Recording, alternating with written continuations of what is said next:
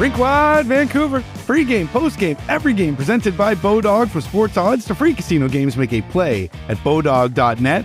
Wadden and JPat back with you once again with another edition of the pre-game show as the Canucks head into Dallas after sweeping the San Jose Sharks season series. JPat have a chance to do the same thing to the Stars this time. Keep those brooms handy. Went 4-0 against the San Jose Sharks. This is the third time in 13 nights that the Canucks and the Stars have done battle. The Canucks were winners in overtime down in Big D and then a 5-2 victory at home against Dallas. The Stars had played in Seattle the night before and didn't seem to have their legs, but the Canucks were good that night, and we'll see if they're good again here tonight. Yes, going for the 3-0 season sweep of the Dallas Stars. Let's get to the lineup change. It's presented by Delaney's OK Tire out there on Fraser Highway in Langley. What's going on the blue line for the Canucks tonight? I think there was a lot of hope that Jack Rathbone was going to return to the National Hockey League lineup. He got called up yesterday on an emergency basis. Based on the morning's skate at American Airlines Arena, he's an extra, so he doesn't look like he's going to play tonight, but he's there. He's on the roster. What we do know is that Philip Hronek is going to skate alongside Guillaume Brisebois, who returns to action tonight after missing the last game. So Hronek and Brisebois, that's going to leave Quinn Hughes on a pairing with Tyler Myers. Looks like the 12 same forwards that the Canucks have been using for a while and the same line combination. So we're talking, not tinkering with his forward group these days. Speaking of that forward group, they got some production from the depth guys against San Jose. Yeah, and for the longest time, it had been the top-end players that have been carrying this team, Pettersson and Miller and Kuzmenko, and they figured in the scoring the other night, but it was nice to see them spread some of that scoring around, whether it was Phil DiGiuseppe scoring for a second straight game, Sheldon Dries with that short-handed goal, Vasily Podkolzin, on and on it went. Connor Garland broke a 13-game goal-scoring drought, and Dakota Joshua with a big goal that came in the dying seconds of that first period stretched the lead from 2-1 to 3-1. So, the good teams around the National Hockey League, they get scoring from their top-end guys, but it's supported from players a little lower in the lineup. The Canucks will want to be a good team moving forward here, and that could be the blueprint. You're not expecting 5 goals from depth guys every night out, but certainly it was nice to see in the win over San Jose. Yeah, you mentioned his name there, and he did get a very nice goal the other night. Can Vasily Podkolzin get a boost off of that? Wouldn't that be something, basically going end-to-end there, nice move in the neutral zone to create some space, and then that big-time shot that looked like a lot of the goals JT Miller is scoring. If you remember, the last time the Canucks were in Dallas, Vasily Podkolzin scored a pretty goal as well, took a pass in the slot, pulled it into the middle, and snapped it home. He only has 4 goals on the season, and so you'd like to see a little bit more production here down the stretch, and so maybe something like that goal the other night could be a catalyst to him popping a few more before the season is through. You'd also like to see that power play to get going. It's been a little atrocious lately. Yeah, 0 for 5 the other night with just 4 shots on goal. And beyond that, you back it up a few more games, 3 for its last 17. Now, Elias Pettersson scored a couple of power play goals down in Southern California last weekend. That was welcome, but it was more the puck movement the other night against San Jose. The Canucks just looked totally out of sorts. So they've got 11 games remaining in the season. There's going to be some parts of games where they're probably going to need a power play goal. They just couldn't get it working the other night. So we'll see what happens. Apparently going to throw a little bit of a different wrench into things. We saw a sneak preview of this going with the 2 defenseman set. Sounds like that's how they're going to start this game in Dallas tonight. When they get power play opportunities, look for Quinn Hughes and Philip Hronek to be manning the points together. JT Miller, Elias Pettersson, and Brock Besser will be the forwards on power play 1. Last time the Canucks were in Dallas, they got the early jump on the Stars. They're going to want to do the same. Of course, the Stars, one of the best teams in the Western Conference. They are, and they're gunning for top spot in their division, top spot in the conference. So this is a big game for the Dallas Stars, and for the Vancouver Canucks, the stakes aren't nearly as significant. But yeah, you always want to get off to a nice start. They did that the other night against San Jose. They were lamenting the way that they came out against Vegas on Tuesday night when they fell behind 2-0 in the first period. You remember the last time they were down in Dallas, Anthony Beauvillier with an early goal that got things started, scored on a big rebound as Jake Ottinger kind of played the puck right onto his stick, and Beauvillier didn't miss, and he was just getting warmed up, part of a 3-point night for him. So yeah, the Canucks would like to get that start. They also got off to a quick start when they faced Dallas in Vancouver a couple of weeks ago, so we'll see if they can get the early lead for a 3rd straight game against this Dallas Stars hockey club. Let's look at that Stars team now, who got a big win on Thursday over the Penguins to maintain their spot on top of the Central Division.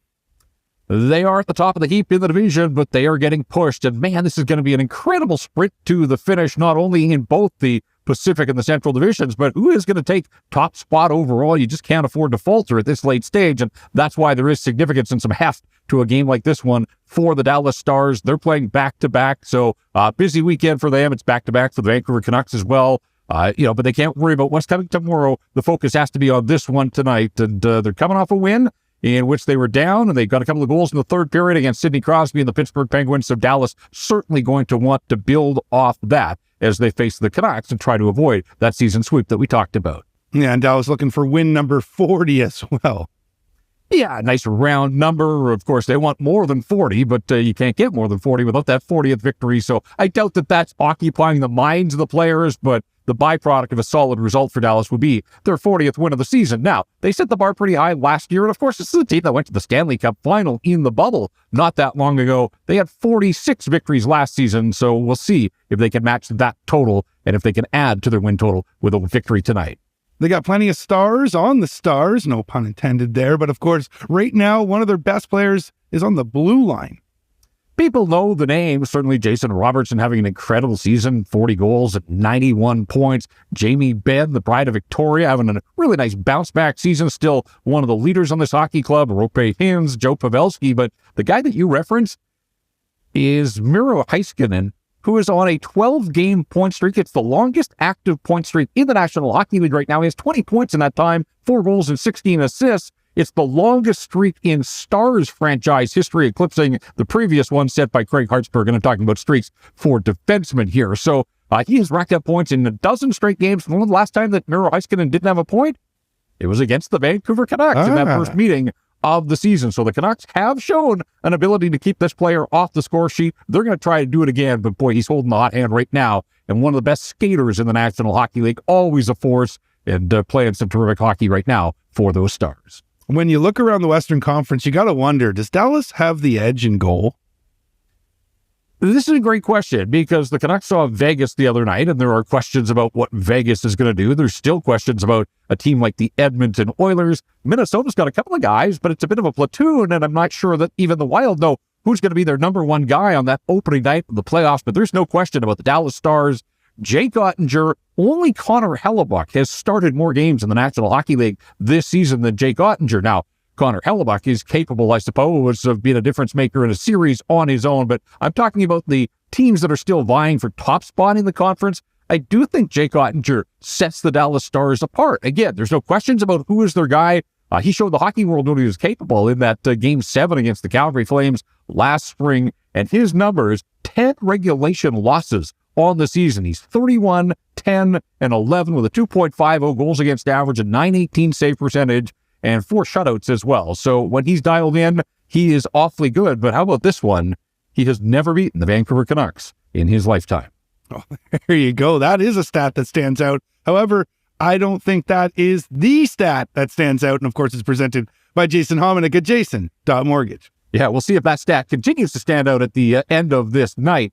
The stat that stands out for me, again, this horse race to the finish in the Western Conference. The Dallas Stars are the best team in the conference in terms of goal differential, plus 49. You take the goals for, you subtract the goals against. The Dallas Stars doing it better than anybody else in the West. Of course, the Boston Bruins in a league of their own in that category. And there were a couple of other Eastern teams that are ahead of the Stars, but best in the West when it comes to goal differential, plus 49. That's the stat that stands out for me. Brought to you by Jason Hominick at Jason.Mortgage.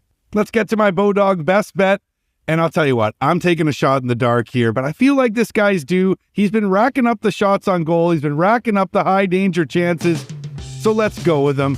Brock Besser, anytime goal scorer at plus 250. I know he hasn't got many goals this year, JPat. I got a feeling about this one tonight, and I love the value there. I'm going with number 6 to find the back of the net tonight.